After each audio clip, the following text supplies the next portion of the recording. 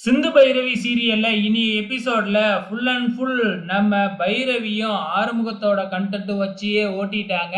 இந்த பக்கம் நம்ம ஆறுமுகம் மாட்டெல்லாம் வச்சு பைரவி விவசாயம் பண்ண கரும்பியே அழிச்சிட்டாப்புல. ஸோ யாரு பண்ணுனதுன்னு தெரியாம இங்க பைரவியும் அன்னபூர்ணியும் முழிச்சுக்கிட்டு இருக்கிறாங்க. இருந்தாலும் கண்டுபிடிக்கிறேன் அப்படிங்கிற மாதிரி சொல்லிக்கிட்டு இருக்கிறாங்க. எங்க இந்த விஷயத்துல ஆறுமுகம் பின்னாடி மாட்டிக்க போறாரோ அப்படிங்கிறது தெரியல. அதே நேரத்துல இந்த பக்கம் என்னடான்னா சிந்துவும் அழுதுகிட்டு இருக்காங்க. காரணம் என்ன அப்படின்னு பார்த்தீங்கன்னா, கோர்ட்ல வேறயா கேஸ் மறுபடியும் வருது இல்லையா? அங்க வந்து பார்த்தீங்கன்னா, நம்ம சிவா சேர்ந்து வாழ விருப்பம் இல்ல அப்படின்னு ஒரு வார்த்தை சொல்லிட்டா டைவர்ஸ் கிடைச்சிரும் 2 பேத்துக்கும் இடையே. ஸோ என்ன நடக்க போகுது அப்படிங்கிறது தெரியல.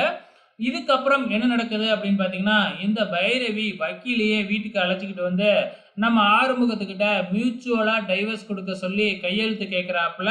ஆனா ஆறுமுகம் இருந்துகிட்டு, "நான் அம்மாகிட்ட கேட்டுட்டு தான் கையெழுத்து போடுவேன்" அப்படின்னு மறுத்தர்றாப்புல. வந்த வக்கீலும் எடுத்துக்கிட்டு எல்லாரும் போயிடுறாங்க.